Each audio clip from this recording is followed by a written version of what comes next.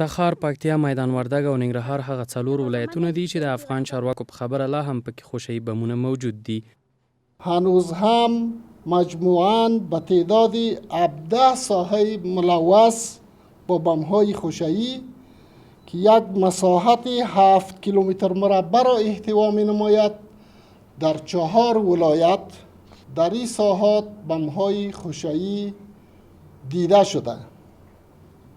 قابل ذکر است که پاکسازی ساحات ملوث با بم‌های خوشه‌ای چندین مرتبه شامل پلان عملیاتی گردید ولی نسبت مشکلات امنیتی پاکسازی صورت نگرفت.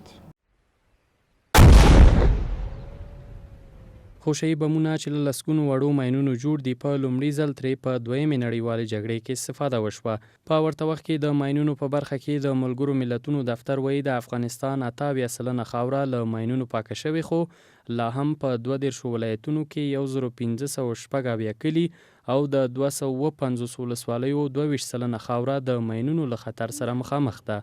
په افغانستان کې د دغه ادارې مسئول محمد وکیل وایي به صورت که جنگ جریان داشته باشد طبیعتا هر جنگ از خود مهمات به جا میماند که در اون صورت به دست آوردن این هدف شاید امکان ناپذیر باشد.